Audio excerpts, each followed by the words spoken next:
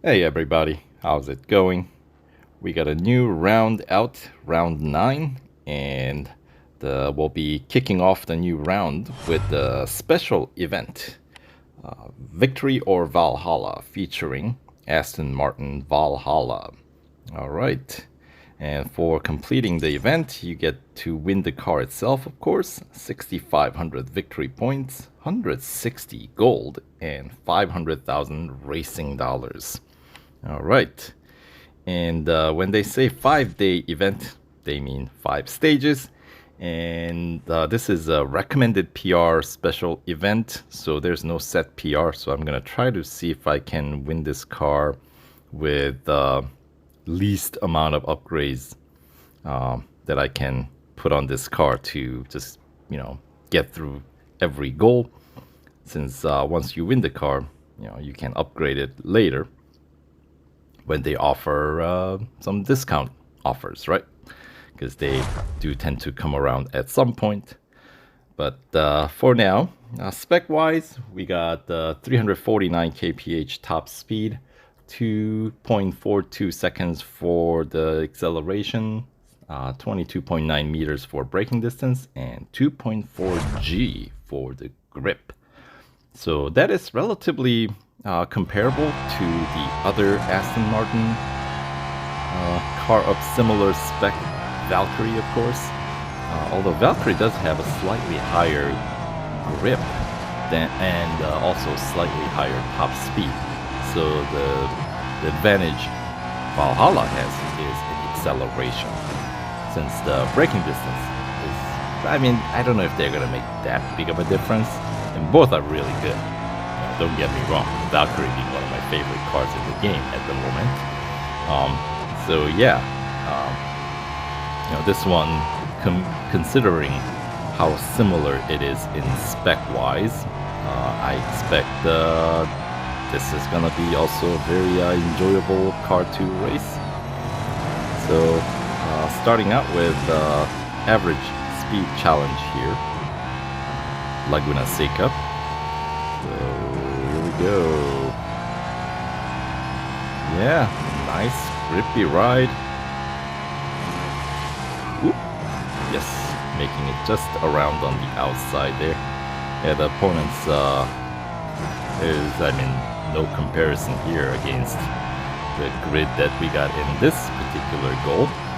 So super easy. The target speed was 169 kph. So we're doing just fine.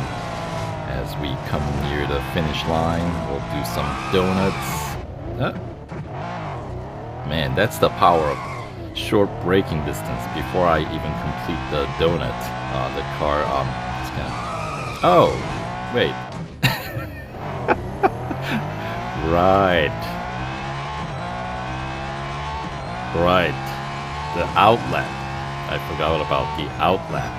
I just thought that was the first lap, and yeah, the lap counter. Maybe I should look at that a little bit more carefully. Well, just goes on to show you what an incredible car this is. Even with a goof up like that, the average speed still has not sunk below the target.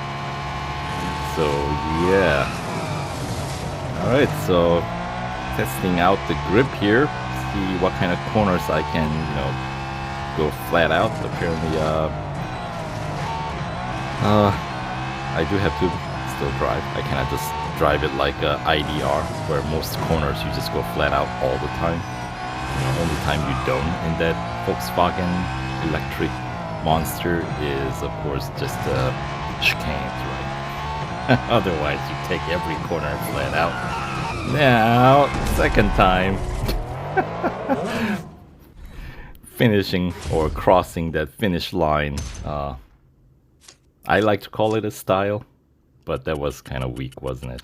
Yes, I admit it. But anyway, that's fine. We are through the first goal. I'll pick up a few racing dollars and fame bonus.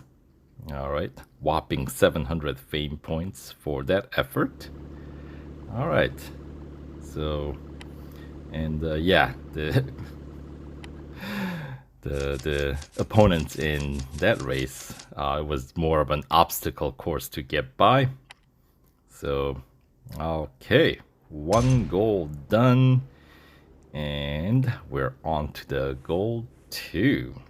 All right, and this is gonna be an overtaking challenge. Overtake 13 opponents. And we got 2 laps to do it, so I'm assuming as soon as you complete the overtaking, the challenge will be complete, or the goal will be complete. And yeah, we're just starting at the end of the grid, and let's get to the lead is essentially more or less the goal. And once again, at the obstacle course here at Laguna Seca.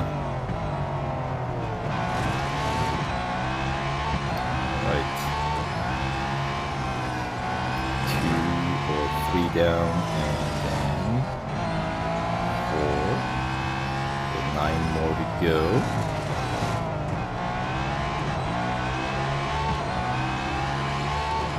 Alright, and yeah, let's check out some different playing modes here, because we didn't get to, I forgot about that in the very first goal. We'll do it in a second. Alright, so bumper view, fairly similar amongst just about every car in the game, right? You're right there on the pavement. And next, the hood view, very useful view for racing. I like and especially when you're racing at like street circuits, this view comes in very handy, because you can tell exactly where the car's headed. And let's check out the interior. Collision there. Alright. And yeah, it looks like a very tight cockpit, doesn't it? Just one more overtake, and then we are done. As anticipated. Alright. So yeah, Laguna Seca is a decent circuit for testing out, because you got some, I mean, yeah, with a car like this, you can make that, what is that, corner 6 into a straight corner, or is that considered corner 4? Well, the run right after the tire bridge, right? You can kind of take that into a straight corner. And look at that. I wonder if I'm gonna have to service this car. This is the downside of not having that instant service offer available at the beginning of the event, because I've been kind of messing around, you know. Anyway, yes, as I was saying, this circuit pretty nice for testing out cars, right?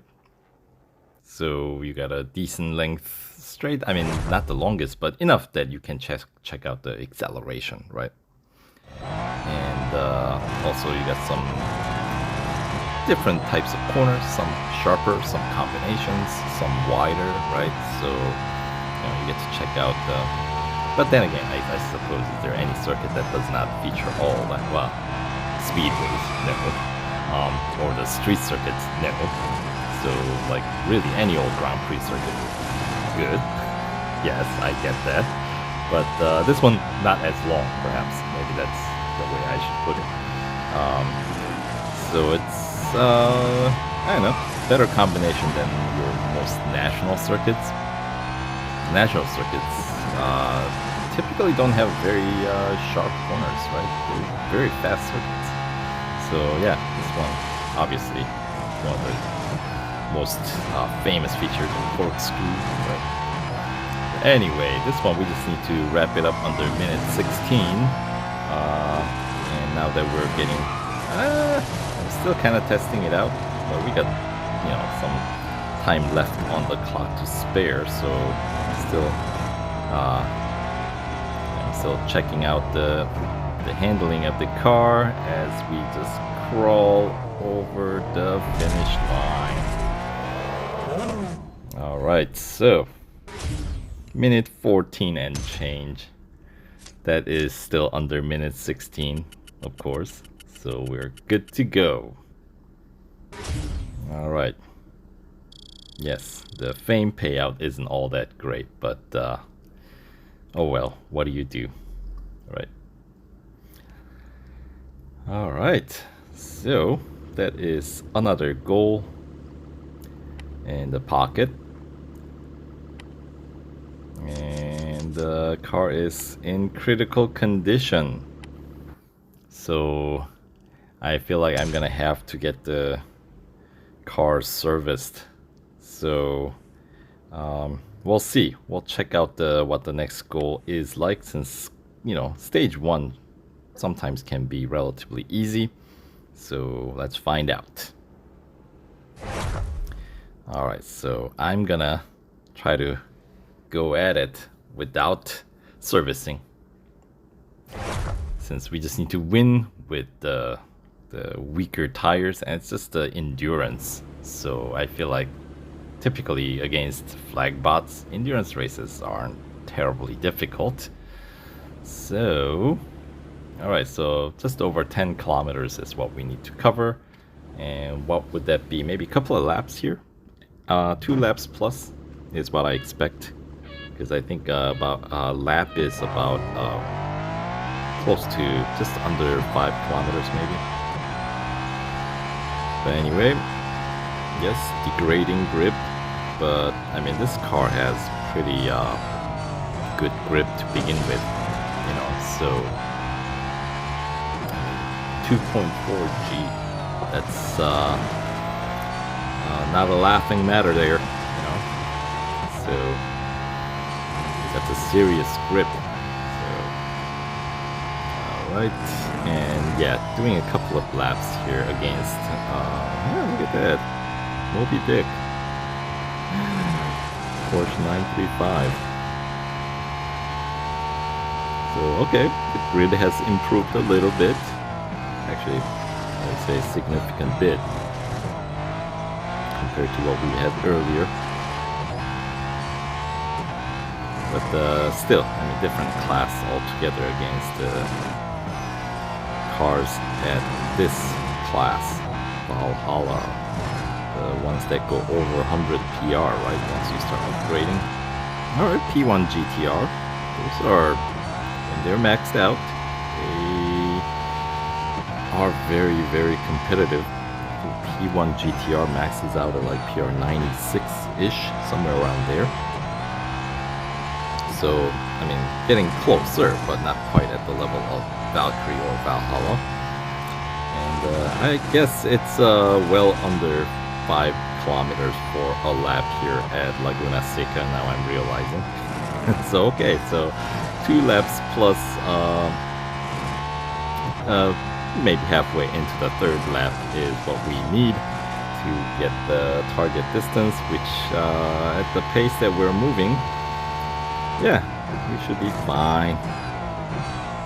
No worries here. And even with the degrading grip, I mean, I'm not pushing as hard either because I don't really need to. Since we gotta stay on target for our travel to count, right? We don't want to go off track. Anyway, 2nd lap is bring me to 7 kilometers and change, so yeah, that's like 3.5 kilometers per lap. So 10.4 was the target to hit, right? Should be fine. Yes, grip is down to like teens now, but I mean, we only have a handful of kilometers to go at this point, with about half a minute still left, actually even more so, on the clock with that overtake of P1 GTR. Alright, now the flag bot markers are beginning to show up. 9.5, 9.8 after the corkscrew, 10 kilometer mark. So yeah, well, I guess it's close to 3 laps. Yeah, and there it is, the first position marker. Flying the Brazilian flag. And alright, so right on the money. 10.38. Close enough. Alright, so that will do it for the endurance challenge here.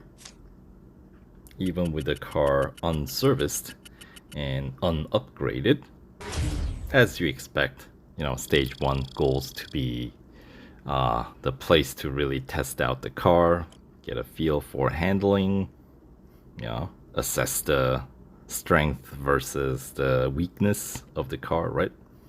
So, alright, and we had some Huayra BC in there as well for...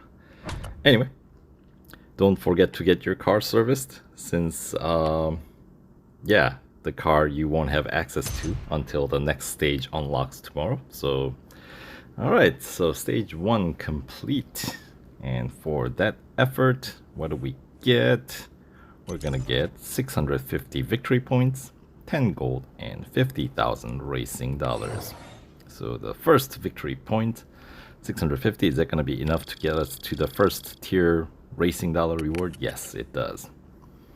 Alright, so Chip apparently has his own Valkyrie that has gone missing. Yeah. Call the insurance company, dude. What are you doing? Or call the cops. But I have a feeling he already knows who took it or who is borrowing it. Anyway, that'll do it for stage 1 here. So stay tuned for stage 2 playthrough. Thanks for watching, and we'll catch you guys in the next one. Alright, take care.